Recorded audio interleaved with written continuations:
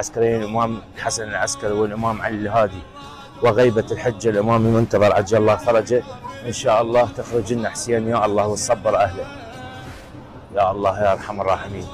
اللهم صبر اهله وارحمه برحمتك الواسعه واخرج لنا يا الله. اللهم انت ارحم الراحمين كما اخرجت يونس من بطن الحوت يا رب العالمين. افلح من صلى على محمد وال محمد. اللهم صل على محمد وآل محمد. الفاتحة.